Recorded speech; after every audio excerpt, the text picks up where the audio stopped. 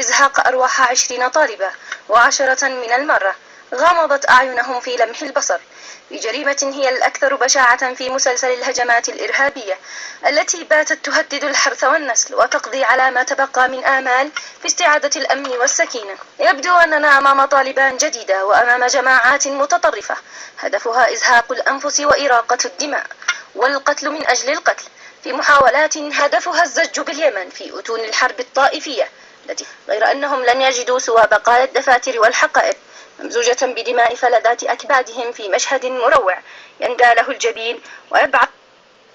هذه الجريمة نقول أولا إنا لله وإنا إليه راجعون، حسبنا الله ونعم الوكيل. جريمة رداع، جريمة كبيرة لا يمكن السكوت عليها أبدا. قتل الأطفال 22 طالبة لا تتجاوز أعمارهم 10. ما ذنب هؤلاء؟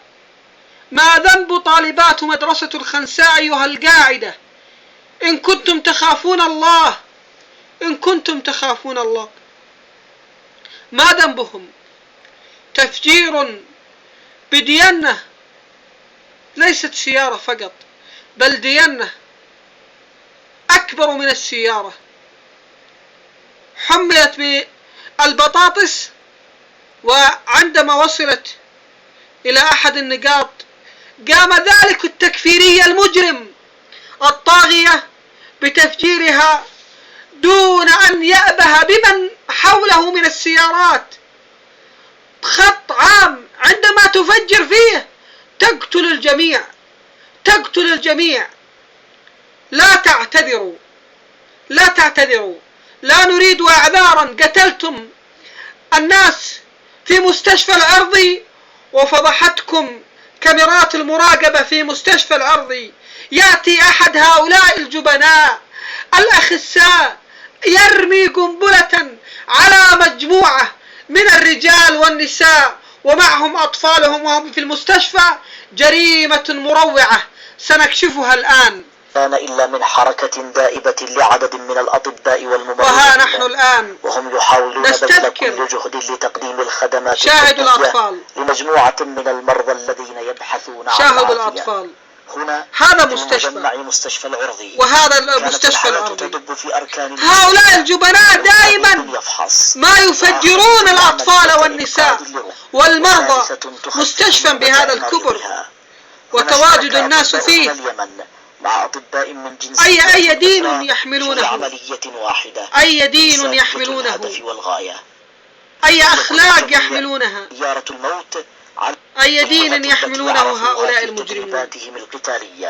لكن هؤلاء الناس يتجمعون الآن، سيارة الحاجز وعبرت إلى وها هي سيارتهم دخلت، والأطباء يحيطون بهم رعاية ورحمة، ولا حول ولا قوة إلا بالله.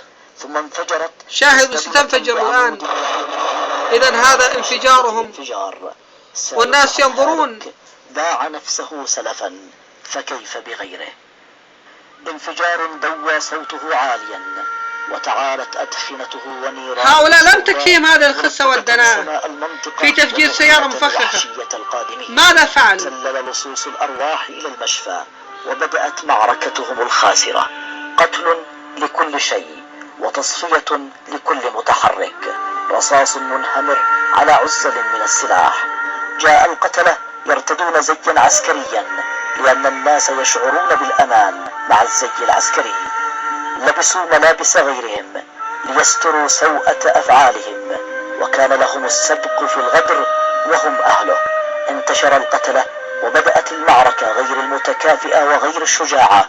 بدأوا يجهضون حياة هي الطبيبة، لم يسلمهم. هي الطبيبة، كيف سيقتلها التكفيري المجرم؟ هذه هي الطبيبة، انظروا كيف سيقتلها بلا رحمة، بلا رحمة، بلا رجولة. هذا التكفيري الجبان. شاهدوا سيقتل هذه المرأة الشريفة. هذا هو قد قتله. وحسبنا الله ونعم الوكيل، حسبنا الله ونعم الوكيل. أي رجولة يحملونها، أي دين يحملونه هؤلاء أي مذهب ينتمون إليه، وها هم المجرمون. شاهدوا إخواني، هذا هو التكفيري، هذا هو من وضعت عليه الدائرة الحمراء. وهؤلاء البشر لا يعرفون ما الذي يحصل، مرضى، أطفالهم معهم. شاهدوا أنهم من جميع يعني رجال ونساء، يعني اجتمعوا ليؤمن بعضهم بعضا، لا يعرفون ما الذي يحصل. ثم يأتي هذا التكفير المجرم. شاهدوا بكل غدر وكل خسة ودناءة، ركنوا إليه يحسبونه عسكريا، وأمنوا بلبسه العسكري أن هذا الرجل من الجيش وسيؤمنهم. وشاهدوا كيف سيفعل هذا الجبان بكل جبانة وغدر وخسة. شاهدوا كيف سيرمي قنبلة إلى جموعهم. ها هو يرمي القنبلة ويهرب، هذا الجبان يهرب من الباب ويقتل هؤلاء الناس. بأي دين، أي مذهب هذا، أي إسلام؟ لا حول ولا قوة إلا بالله. من قتل الطالبات، من قتل هؤلاء لا يتورعون. هذه الطبيبة شاهدوا كيف تحاول إسعاف أحد المصابين، وهي تحاول أن تعيد له الحياة. هذا الجبان، هذا الخسيس، هذا التكفير الإرهابي المجرم. شاهدوا كيف سيلاحقها ويقتلها بلا رحمة. قتل الجريح وتم تصفيته بدم بارد بلا رحمة. يحضن طفلك يا هذا بقوة، وهذا يحضن طفله، هذا يحضن طفله، هذا رجل يحضن طفله ليؤمنه، لا يعرف أن هذا المجرم الطاغية آتي ليصفيهم واحد تلو الآخر. هذه بطولاتهم، هؤلاء النساء أمامكم يا إخواني، هذه بطولات القاعدة.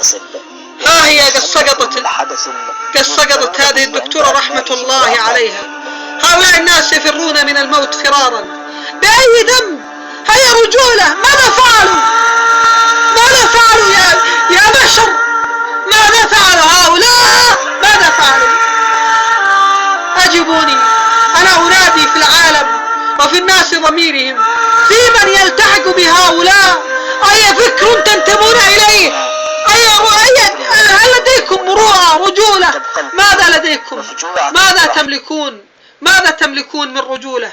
ماذا تملكون من دين، من إسلام، من رحمة؟ ماذا فعل الأطباء؟ ماذا فعل؟ إذا كنا قد يعني لا مشكلة أن تقتلوا من يقاتلكم من الجيش، لكن ماذا فعل الأطباء؟ الطفل الذي يحضنه والده ماذا فعل لتقتلوه؟ الناس المجتمعين ترموا إليهم القنبلة بكل خسة ودناءة، ماذا فعلوا؟ الطبيبة التي تعيد الحياة لأحد الذين قد أصيبوا تأتون لتقتلوها، ماذا فعلوا؟ ماذا فعلوا؟ عليكم لعنة الله، وعلى من مولكم، وعلى من دعمكم، وعلى من وقف معكم، وعلى من أفتى لكم بجهاد. ألا لعنة الله عليكم وعلى جهادكم وعلى مذهبكم وعلى من تبعكم يا أشر خلق الله، يا أيها المجرمون، يا أيها الطغاة. قتالكم هو الجهاد. طوبى لمن قتلكم وقتلتموه، طوبى لمن قتلكم وقتلتموه. يا خوارج، يا كلاب النار، يا مجرمون، لا دخلتم بلدا إلا وفعلتم فيه الأفاعيل. فهي سوريا قد أثكلت بالأرامل وبالقتلى، بالجرحى، بالمعاقين. ما دخلتم بلدا وتركتم فيه خيرا، وهو العراق يئن وفيه آلاف من القتلى والجرحى والأرامل ومآس يندالها الجبين. وها هو اليمن أمس 22 طالبة من يعني رجولتكم تخرجونها على النساء والأطفال العزل. لا تواجهون الرجال في أماكن المواجهة والحرب. أنتم أشبه بالنساء، بل والله النساء أكرم منكم. ماذا النساء؟ النساء هم خير، النساء هم بذرة في هذا المجتمع تنشئ أجيال صالحة. أما أنتم فلعنة الله عليكم، لا نعرف ماذا نصفكم. لا أنتم لا ترجون حتى إلى مستوى الحيوانات. الحيوانية أسمى منكم. الحيوانات لا تفترس بهذه الطريقة ولا تقتل بهذه الطريقة إلا من يهاجمها.